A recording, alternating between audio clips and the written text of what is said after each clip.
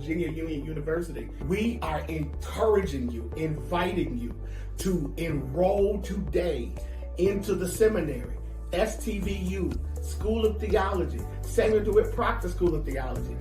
Now you may be saying, you know what, Dean Guns, I'm not ready yet, but I want to start in the fall. So go ahead and enroll now.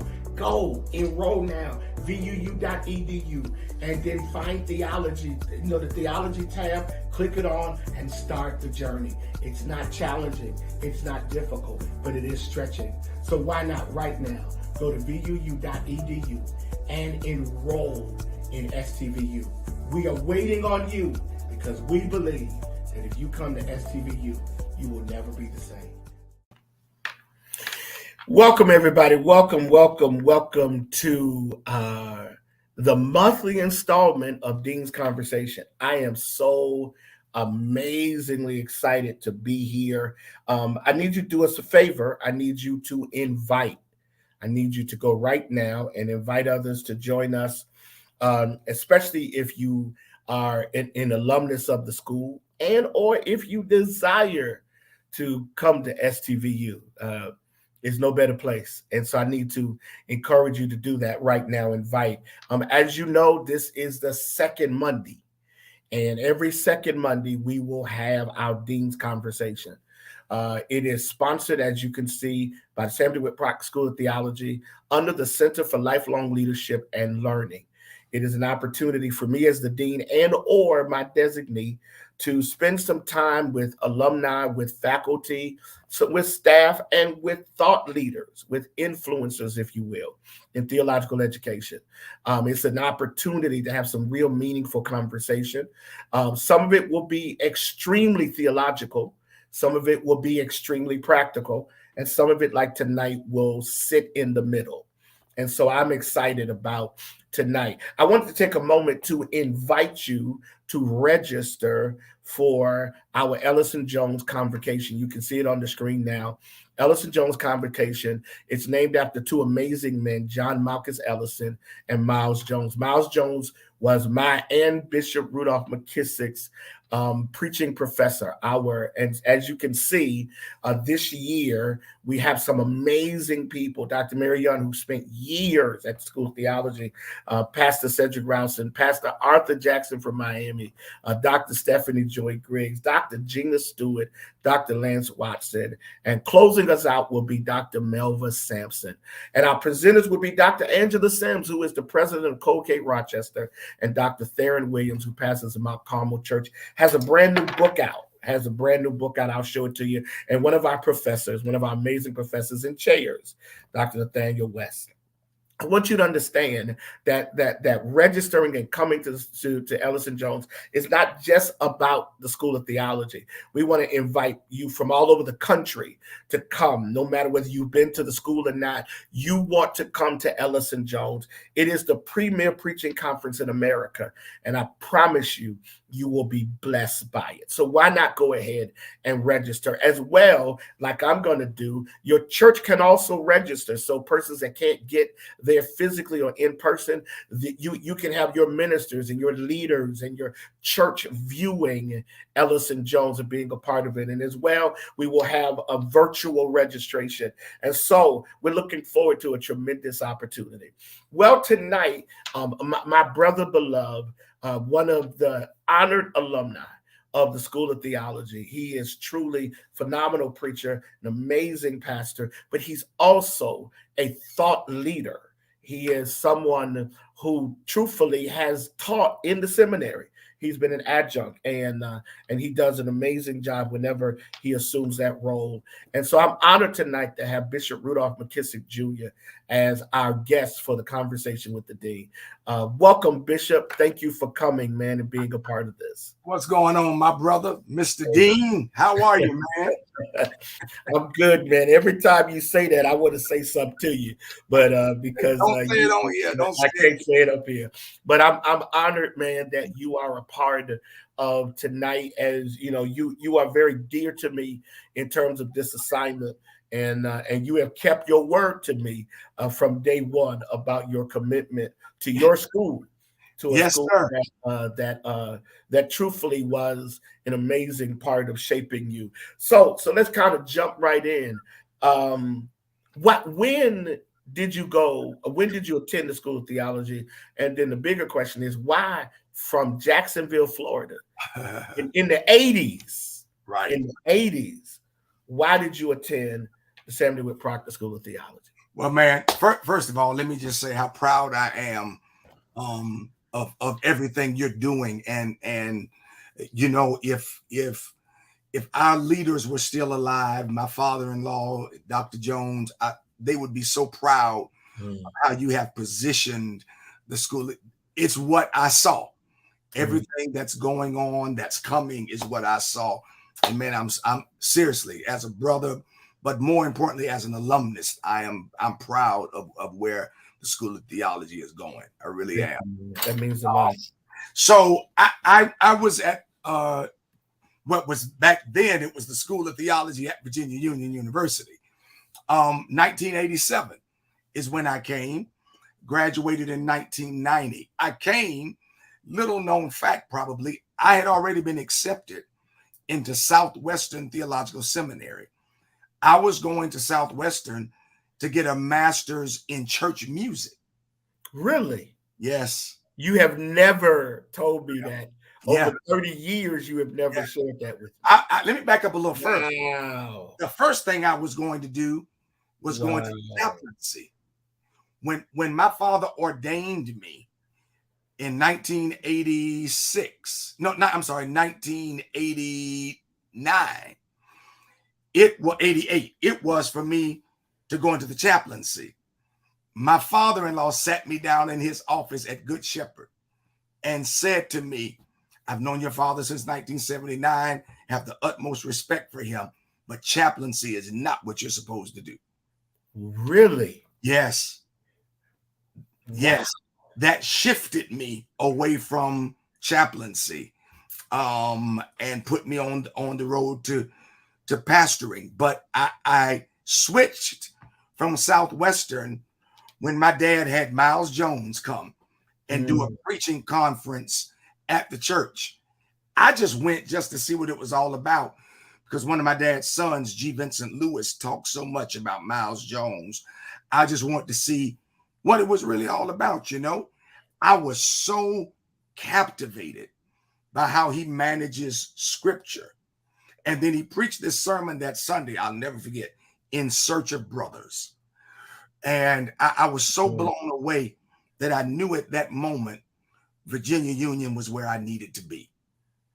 And so it was Miles Jones, which is, you know, people tease me all the time about, you know, my look at a text. Is Miles Jones-ish.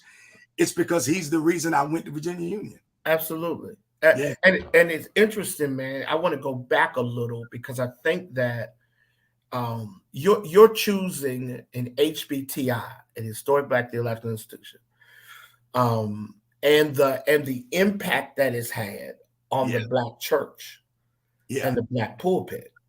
You know, I think about how significant. I mean, in a couple of weeks, you're going to be in Baylor, right? You know, and a few weeks ago, you preached for the progressive, and you preached for the. You know, I mean, I've seen your voice in so many different stages. Hampton, how many times? 3 or 4 times? 3. Yeah, 3 times. And so it's clear that God has done something remarkable with, you know, you. Why is an historic Black theological institution particularly necessary for us as those who shepherd and steward the Black pulpit? Because you can't engage in the condition of existence of the people that you pastor without coming somewhere that sensitizes your mind to the necessary theology and how to equip people in that context on how to manage life and on how to understand the presence of God in the midst of all the perplexing predicaments they go through as a people. I think you've got to go to a place that is intentional about a theology for the marginalized to bring them to be the liberated. For you to pastor, in that context. That's good. You can't get that at a predominantly white theological institution. Most of them frown against that, to be very candid with you. And so while you may be able to go to a white institution and learn exegesis and learn theology, you will not be able to learn how to contextualize what you learn there without being in the context of learning that is appropriate for that. I'm spending some time just kind of sending this to people because I don't want people to miss tonight, because I think what's interesting is the fact that you made a turn because of hearing a voice. Right. What was it about that voice? I think you spoke to it briefly, but go a little deeper. What was it about the voice of Dr. Miles Jones? One of our interim assistant deans grew up at Providence. Dr. Paul D. Flowers Sr. You got to say. I didn't know that. Yeah, and so he speaks of Dr. Jones as a pastor. Okay, but you and I saw him in the capacity as a professor, as a preaching professor. Yeah. What was it about that voice that even today marks the School of Theology? I think for me, it was his approach to a text and how he made a text live for the Black experience. When he talks about, his big thing is the condition of existence. When he goes to a text to talk about the condition of existence, he directly relates it to the condition of existence of those who are, one of his favorite words was disenfranchised. Right. And to hear that, I grew up in a predominantly white neighborhood, went to a predominantly white high school. Both my colleges, Florida State, Jacksonville University, predominantly white. I'm an opera major, which means I'm the only Black in both of those schools, in those universities. I was insensitive to the reality of the condition of existence of Black people. Hearing him. Hold on, man. Because you are one of the most engaging Black preachers in America. And when I say engaged, I'm not talking about, charisma. I mean, content, prophetic voice, that kind of stuff. So I need to jump in to say that your experience produced this. Okay, go ahead. I'm sorry. I listen, everybody that's watching, invite 10 people right now. This is about to go deep. All right, bro. Go ahead. Yeah, I had a Black experience because I was in a Black church, but I didn't have a Black experience understanding. That's amazing. And thank you for the transparency. So I was in a Black experience. I grew up till I was 15 years old. I grew up next door to the church. All my friends, a lot of my friends went to projects, the Blodgett homes out east. But then when we moved, that shifted. All my friends were white. I had a Black experience, but I didn't have a Black understanding. And because I didn't grow up having to deal with the issues and the condition of existence of a marginalized community that I was a part of, but didn't know I was a part of.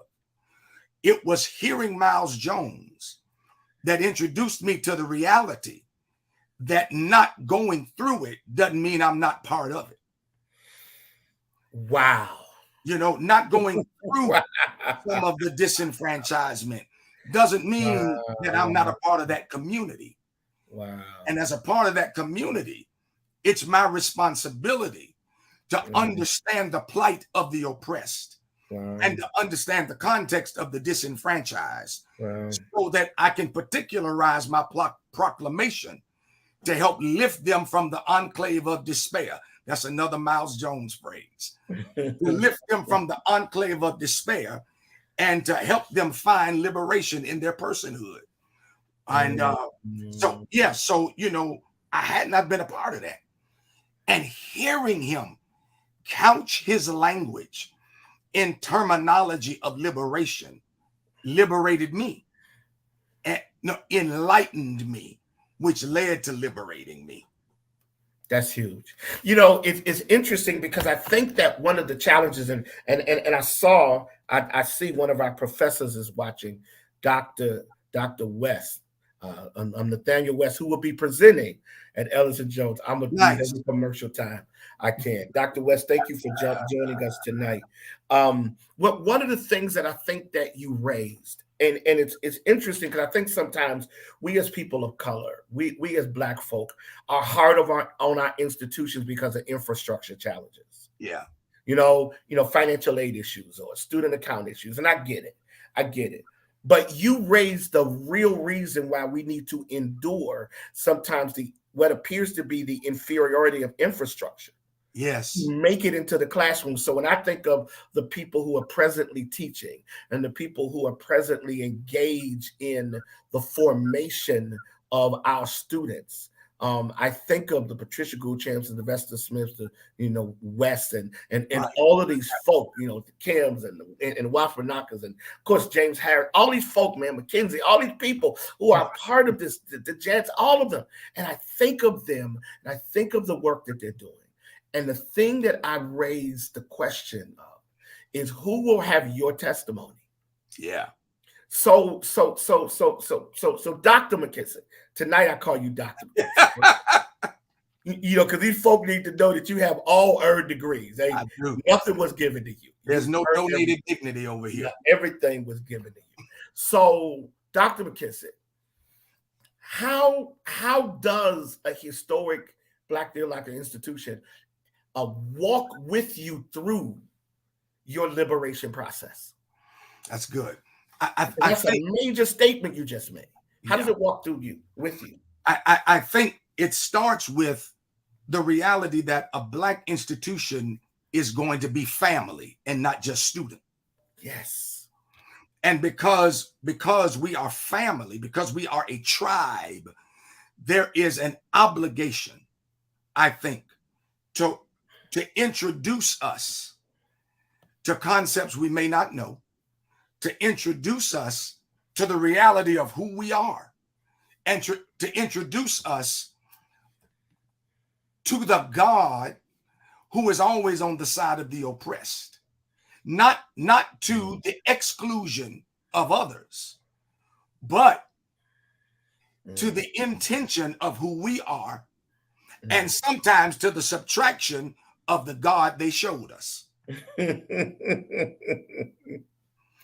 You are on your A game tonight, my brother. Because the God they showed us is not a God who would be on the side of the oppressed.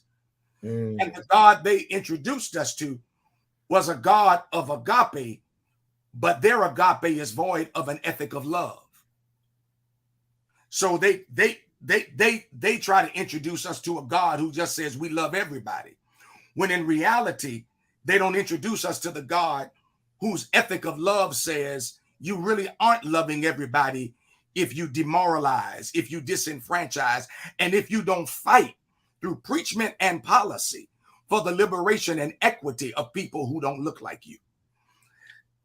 The Black institution treats you as family and introduces you to that God, and then tells you why you need to know that God and why it's important generationally as well as theologically for you to know that God, and the accountability you have as a leader to introduce others to that God that look like you and challenge those who don't look like you to meet my God.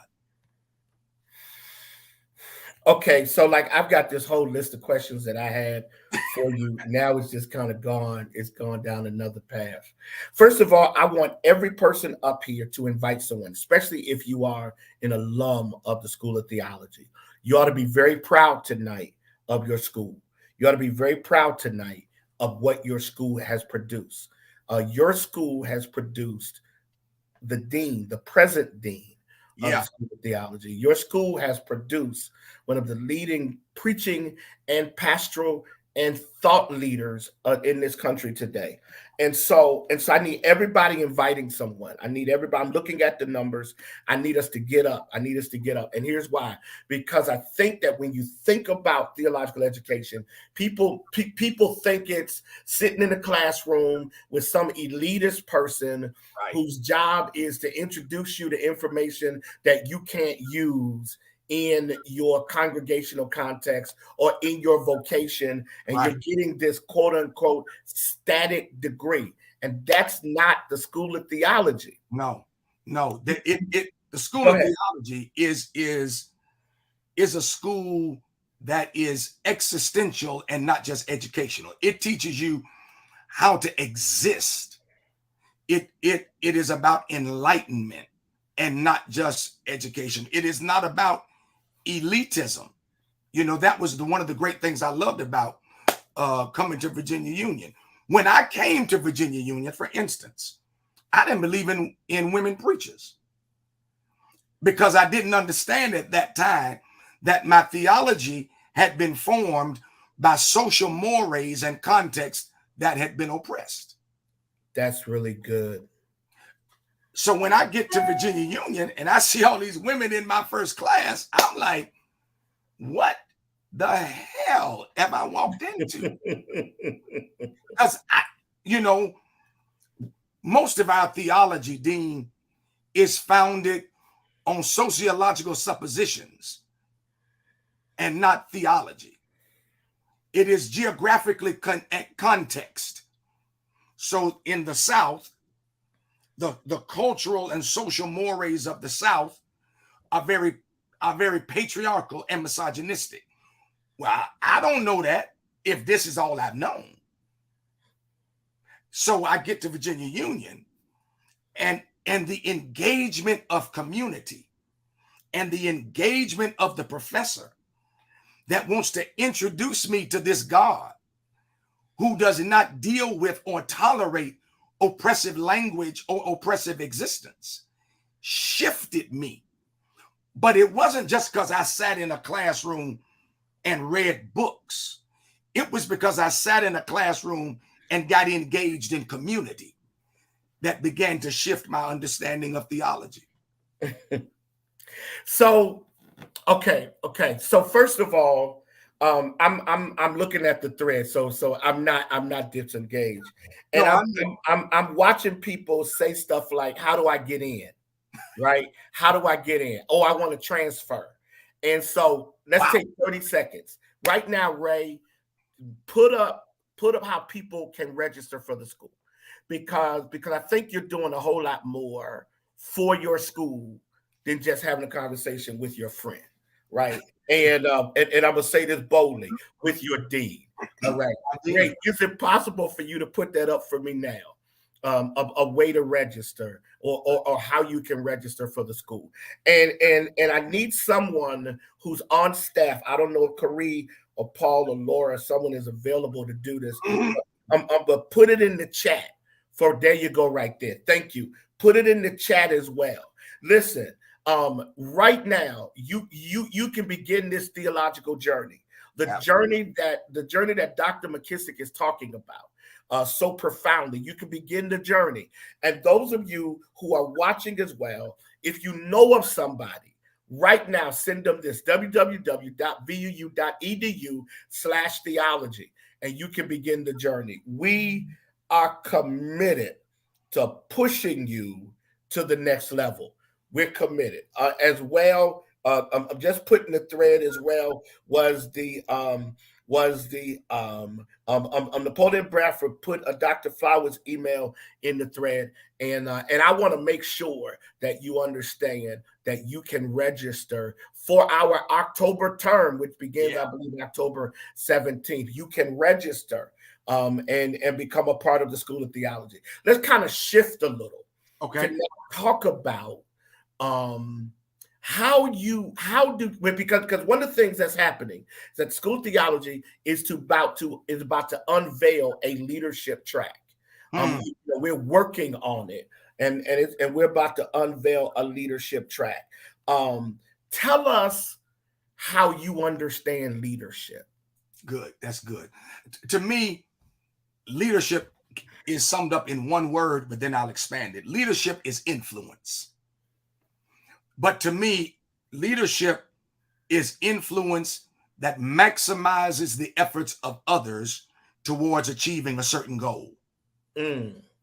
It's influence, but it is being influential and impactful enough that you know how to maximize the efforts, the gifts, and the talents and the passion of other people to achieve a certain goal that either you have thrown out to them as your vision or helping them flesh out as their vision. Very good. So you cannot be a leader if you do not have influence. So what you're saying is titles are meaningless. Absolutely. And so how does one become an influencer? I think you become an influencer through your track record. That's good. I think you become an influencer through your ability to engage others. That's good. I think you become an influencer through your passion to see others maximize and actualize their potential. That's huge, Doc. That's huge. Yeah. Go back and kind of flush out each one of those. Okay. Just flush them out. And the reason why is because I think that as we begin to talk about what the School of Theology now wants to move into, and you and I have had some of these, offline conversations. Right. As we begin to talk about where the School of Theology is going in terms of this whole issue of leadership. And I know for some people may say, well, we may be, behind the eight ball. The School of Theology have been developing leaders for years from its inception. Yes. We're now just putting some formality in terms of a degree program prayerfully to that. We're working to build that out because we know everybody's not going to sit in the pulpit. Everybody's not going to pastor Bethel. Yeah. Everybody's not pastor with that. yeah, that was my petty moment. Everybody's not. I think, influence is a proven voice. Now, you do know in today's generation, this idea of being proven seems to, because now people are measuring influence by likes and views. Yeah. So social media has done an injustice to being a proven voice. Say that again. Because a proven voice has a track record, not just a 40-word gift. Nice. You can put 40 words, I think it's 40 characters in an Instagram. Just because you're anointed, just because you have a hashtag anointing, doesn't mean you have a track record. Whoo! I want to throw something at you, but we're in different states in different space. Let's look at Moses. They didn't follow Moses till after plagues. Why? Plagues established track record. He became a proven voice. Moses dies. Joshua becomes the leader. But Joshua had been leading with Moses, proven voice, because he's got a track record. I think a proven voice has a track record. And your influence comes because you're a proven voice. You're a track record.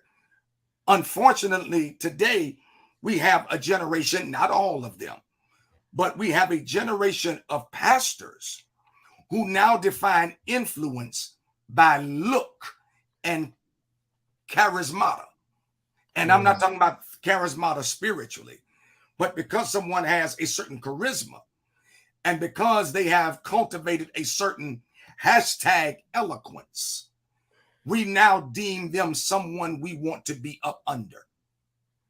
For me, I want somebody I'm not going to have anybody to have influence over me who's not a proven voice, who doesn't have a track record. So within the academy, because you are an academy, guy, Right. How should this be done within the academy? What is the role of the academy? Because there are some schools that are doing some rather significant work in terms of leadership, and School of Theology is prayerfully going to not eclipse, but is going to be in the conversation prayerfully really soon. How do you see this working its way out in the academy? Good.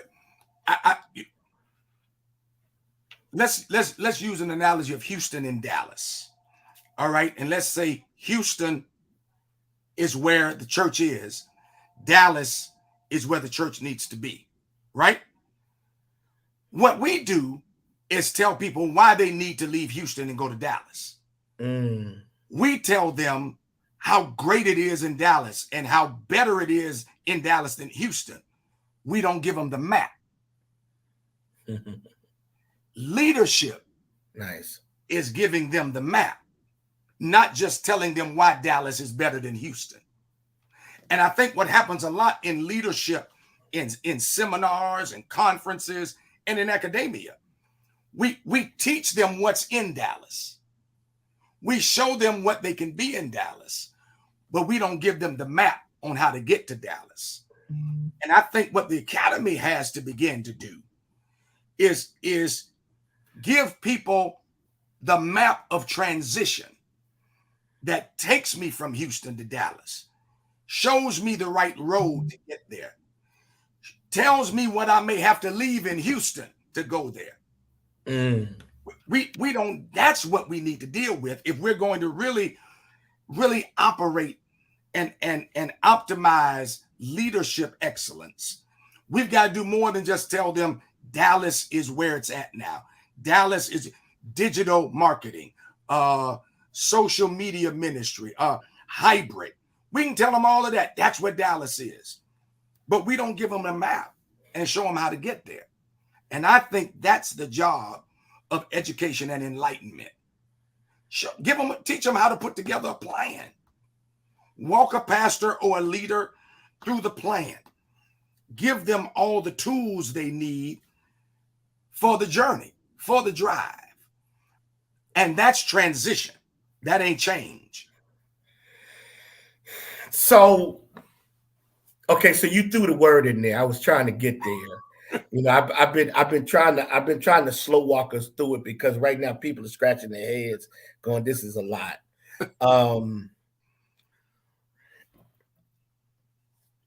I use the word a lot, transformational leadership, which has to do with radical change. Right.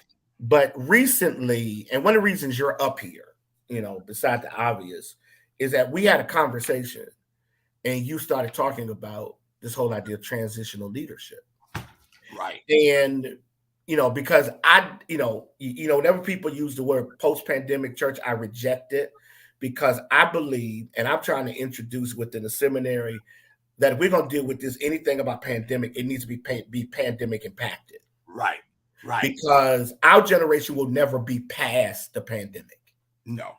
We will be dealing with the implications of the pandemic until my Zion and my Trey, my grandsons, right, Claude's sons are, right. And he's watching. Hey, son-in-law. What up, so, but what's crazy, man, is how do we help, Doc, pastors in the academy? Well, no, first of all, what is transitional leadership versus other types of leadership? Because there are other types of leadership, I believe that. But what is transitional leadership? How would you define it? I think transitional leadership is giving people the tools to manage the season between the old while they head to the new. Very good. Jeff Bridges, I can't remember what the name of the book was, but he has this book on change and transition. And in the book, he says that there are 3 stages in transitioning and changing, right? He says one is endings. The second stage is the neutral zone. And the third stage is the new beginning. Transition is the neutral zone. Bridget says it's the area of confusion and uncertainty between the status quo and the new. And I think transitional leadership influences people to manage that in-between ambiguity and how we take the steps into the unknown. Søren Kierkegaard said that sometimes faith, is leaping off the mountain, daring for God to catch you.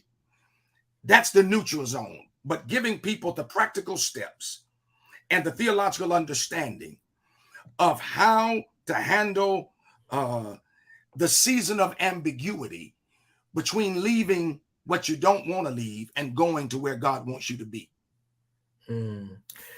So this idea then of transitional leadership, in your opinion, has to do with the confidence that you have in God to manage the uncertainty. Yes. That this God is requiring of you in order to fulfill that which you've been created to accomplish. That the God of transition is the God of the wilderness. Very good. Because the wilderness is the place between where I wasn't supposed to be anymore and where God wants me to be. And Moses was a transitional leader. I may get in trouble for this. And once his assignment of transition was coming to a close, God closed his eyes. Very good. So in the academy, if you had to design a course or courses, right? I am giving you, as the dean of the Samuel DeWitt Proctor School of Theology of GU University, I have called you into a meeting and said, Dr. McKissick, I want you to help shape a course on transitional leadership. What would that look like? Woo! I think it would start with something on the necessity of change. I would start there because, as I understand it, the refusal to change does not guarantee whatever it is I love is going to stay the same. That's another whole conversation. So that's another whole conversation. Go on now. So I would start with something on the necessity of change. Then I think I would do a piece on change versus transition. Good. I would do a piece on pastoral transition, and not a church transitioning, but what does a pastoral personality look like when you are in a season of transition? I would deal with the theology of transition because the transition has to be personhood and context. Because if I don't know how to transition my own life, I cannot influence anybody else into a transition. That's a big deal. Now let's go back to that, because I think you, first of all, I'm actually designing the course through you, but I think you said something important. Why is personal transition vital? I mean, you referenced it, but for everybody watching and listen, we got about, 10, 15, 20 minutes. I don't know. I need everybody to right now invite 5, 6, 7, 9 other people. If you are an alumnus of the school, you ought to have your chest sticking out tonight, because one of the things that I believe is that the best way to sell your product is to show what you've produced. Yeah. Tonight is what we've produced. So you said something about personal transition. Yeah. In your own life, how do you understand that as a man in his 50-somethings who's still relevant, but in the words of Gardner Taylor, you now see the summit? Yeah. For me, it is because I still have a desire for the productivity of my future over the comfortability of my now. Shut up. Say it again. That you cannot just stop That's something I would say. I still desire the productivity of my future. Yes. Over the comfortability of my present. Yes. My present is safe. But I think here's what we don't understand. Yes. Just because I don't engage in change, here's what I don't understand. How do I word this? When I don't engage in change, I deprive the very thing I love of the very thing it needs to survive. I have to understand that. And so I have to know that survival is in the productivity of my future, not in the comfortability of where I am. Because I serve a God who is an ever-evolving God. So if he is an ever-evolving God, then there is more revelation of God. God is trying to give me more revelation of God's self that I cannot get if I'm comfortable where I am.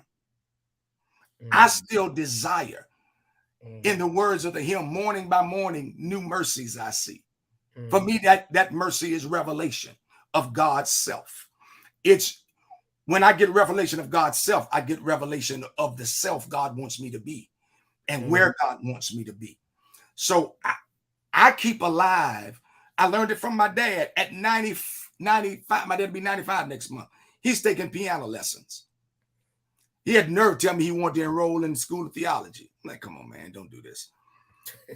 He's now on Facebook. You know, Dad. You know, Dad can be in the School of Theology. Why? Because he'll live long enough to graduate. Yeah, he will. We already know that. And he has taught me that my productivity is in my future. So for me, transition becomes easier because I want productivity, not comfortability. Because you can't serve God and be safe. Very good. Yes. Okay, so everybody watching, I need you to do two things really quick. One, I need you to put in the chat because there's a question that was thrown out, and I need to find it. And it was about church planting. Let me see if I can find the question. Okay. Can you speak to church planting? But here's what I want to put on that question. Okay. How does church planting interact with this idea of transitional leadership? Ooh, that's very good. I think, first of all, you have to answer the why of church planting. If you got to, everything has to have a why before you get to a how. And I think what we do sometime in pastors start churches, they deal with the how, but haven't really wrestled with the why. Why am I trying to plant a church? Is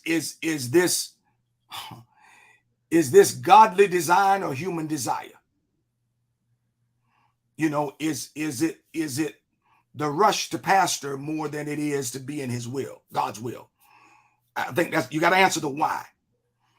But then you've got to deal with a transitional leadership. Why? Because 9 times out of 10, the people that are going to join your church are coming from another church. That's good.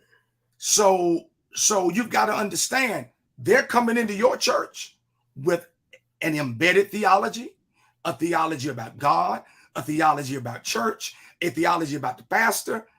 They're coming in with all of that. So transitional leadership should teach me how to engage people in the shifting of their theology. Because I got to transition the people before the people become mine. So you've got to have transitional leadership, because people that are joining your church are coming with embedded stuff already in them. Some of it oppressive, some of it short-sighted, some of it wrong. So transitional leadership is what you will need in your teaching, your preaching, and your presence to change them, because you can't change them until you transition them. Very good. So So I want to take 30 seconds. Dr. Theron Williams is on. What up, man? He's watching. And so both Bishop McKissick and I have been blessed. Read your book. And the reason why I'm sharing this book is because I think a part of what we're dealing with, he deals with it in his newest book, Black Church White Theology. And every month I want to share some of the works of our alum, our faculty. We have Dr. Kim, who's written several books, Dr. Harris, who's written several books. He has some new books out. And so I would encourage you, Black Church and White Theology, Dr. Theron Williams, get his book. Dr. McKissick needs to go ahead and write all this stuff because when we start doing this, we're going to need some textbooks on leadership. And I would rather use the books of our alum. I'm sorry, y'all. I'm an STVU guy. I am selling STVU because I think there's no better seminary. None. You're looking at this lineup right here. This lineup is all STVU folk, whether they are alum, whether they are teaching in the school. It don't matter. They're all connected to STVU. So I think it's amazing what opportunities we have. All of you who are alum right now, just kind of put in the thread right now, just put in the thread STVU for life. Just put in the thread STVU for life. We got a few more minutes. Man, you've taken us some places, God. Why? What is it that you think happens when a woman or a man pursues certain skills within the academy? I don't know if that's a clear question, but yeah, elaborate a little bit. What is it in the academy that you believe we offer that no one else offers in the development of certain skills or certain tools to do the work of the ministry? A clear understanding of the existential condition of African Americans. Nice. A clear. We are unapologetically and unashamedly a place of liberation. Yes. That now includes not just the African American experience of oppression, but the demoralized and disenfranchised of whoever, whether that be the LGBTQIA, whether that be women. That liberation does not have contextual exclusivity to Black people. STVU introduces you to that. And I think that's what's really unique. And the community engagement of people who will challenge you. Yeah. But it's the challenge of a community of love that makes it unique, so that you're not just in a lab, a class, a student in a lab. You're a person in a community. And STVU has always been that kind of community. I'm presently in Philadelphia, for the collaborative, something that is going to be significant when it is really exposed to the wider world. The bringing together of the historic and traditional HBTIs, Payne, Hood, ITC, Shaw. Of course, STVU, only one not a part is Howard. And one of the things that's so interesting is that Dr. Kinney is here. Oh, wow. Yeah. And so, always getting the chance, just kind of sit with Dr. Kinney is always amazing to me. Yes. But it was interesting, man, because the point you just made, he was making in our meeting today. Wow. No, I mean, like, exactly the point. And it's interesting because I think that when I think about transitional leadership, and you've done a remarkable job of framing it for us, when I think of transitional leadership, The thing that I'm thinking of is this. Transitional leadership ultimately creates the conditions where oppressed and disenfranchised people can find their voice so that they can become uniquely an expression of God despite the rejection that has occurred. And if that be the case, then union is already a transitional leadership entity, because that's what separation is. And that's the point. And that's the argument that you made tonight. Yeah. I mean, I'm sitting here with chills because I think that even as we look to build out, degree program opportunities, I think the real message tonight is that we've always been a school. Yes. Building out transition leaders. Yes. You're an example of one. Yeah. We've always been a school that's done that. Absolutely. So, okay, we got a few more minutes.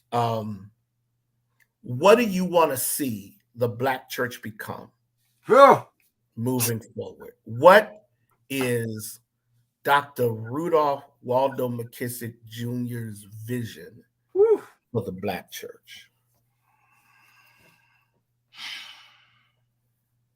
A safe space community.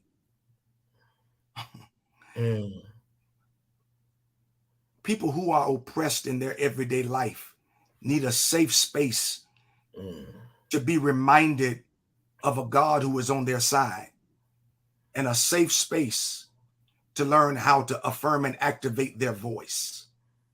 Nice. I think the Black church has got to be that safe space, a place of affirmation and not judgment.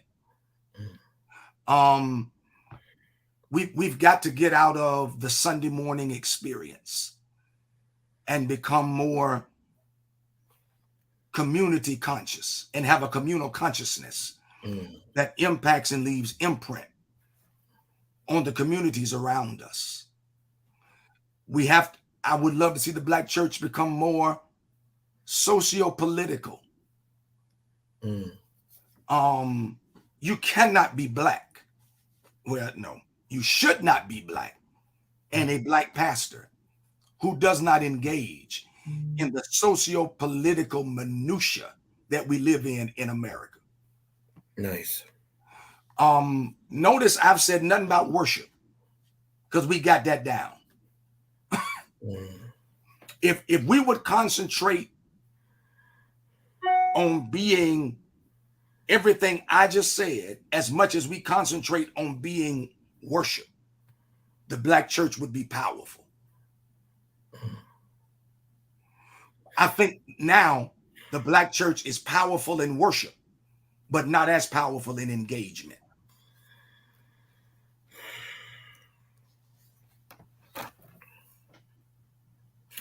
All right, so I want to close our time by asking you to look in the face of the audience and tell them what you believe is the Academy's responsibility today to the Black church and the Black pulpit. Liberate the Black church. The Black church, too much and too often, is an oppressive institution where certain people aren't welcome, where certain genders cannot be their authentic self in servanthood. I think it is the responsibility of the seminary to guide and lead leaders, introducing them to the real God and not the God of oppression that we unfortunately may not preach, but we activate in our treatment of community.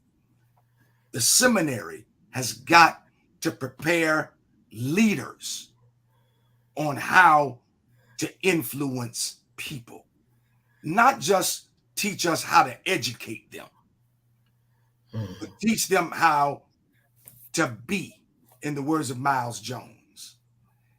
We don't teach them how to be. We just teach them what we learned. And it's got to be deeper than that.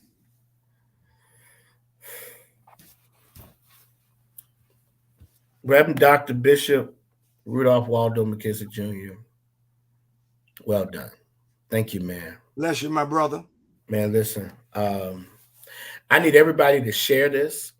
Make everybody you know watch it. Because this was truly amazing. Thank you, my brother. Thank you. Bless you, man. Everybody, as you see down at the bottom, if you want to begin your journey, if you want to, and our new mantra, our new theme at School of Theology is, if you want to embrace the challenge and enjoy the journey, you can do so by registering right now for the upcoming term. We have no more slots for D-Men. D-Men registration will begin in the spring for next year. And I want to say right now, please go right now and register. As well, I want to encourage you to begin to commit in fundraising. Well, let me rephrase that. Begin to commit in donating, in supporting your school. Every alumnus that is up here tonight, you need to go right now and scan this QR code, right? Scan it.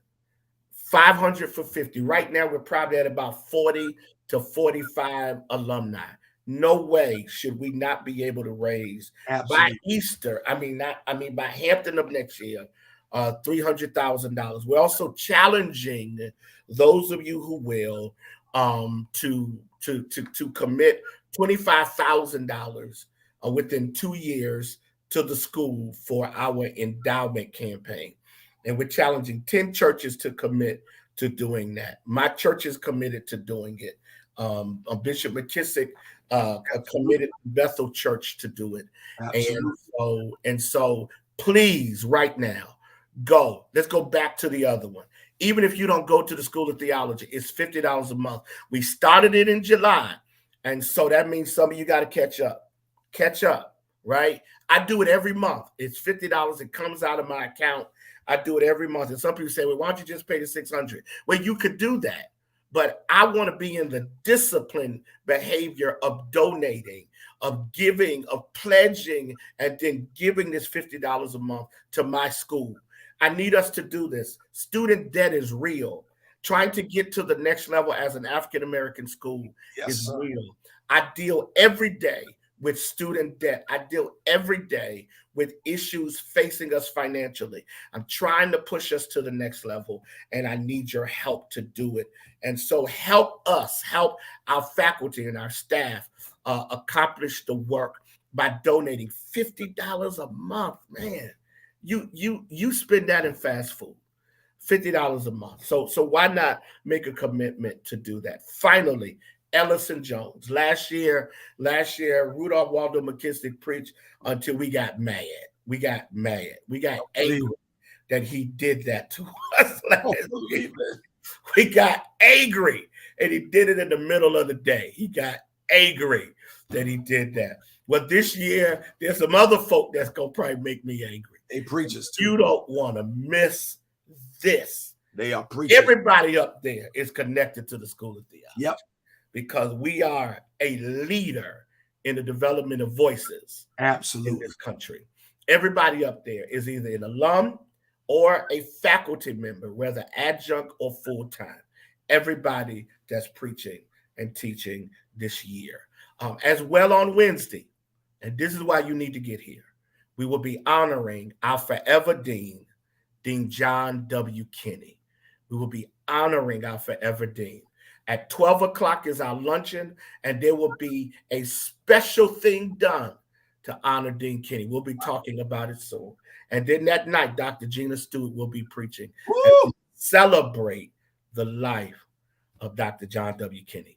Everybody needs to be at Ellison. Everybody. Register now. Register your church right now. Right? Register your church. If you can't physically make it, then go ahead and register for in-person. But I would rather that we have 1,000 people, 2,000 people, 3,000 people. It don't matter. Make it to Ellison Jones. Go register now. Bishop. Yes, sir. Give us a final word, and then I'll close. Man, I just hope everybody is stretching themselves. satisfaction is the subtle tool of Satan to convince you that it's all right to stay where you are. I challenge everybody to want to go beyond where you are into the productivity of who you can still become. That's called reading. That's called being in the right crowd. And if you haven't, that's called enrolling in Virginia Union. Enough said. Join us in that sacred space that is known as the Sam DeWitt Proctor School of Theology. Yes, sir. We'll be back next month with another conversation with Dean Guns. God bless you. Let's see you in November. Keep supporting the school. Send people to the School of Theology. Send them. Encourage them. Our next term begins in October, so you can register now. So please take advantage of the opportunity to begin your journey with us. My wife is in the School of Theology. Yeah. I know. Reverend Elder Kimberly McKissick is a graduate. She is. It's amazing. So School of Theology is in our family and in our blood. Yep. And we believe in it. Be blessed, everybody. And we'll see you very, very soon. Take care.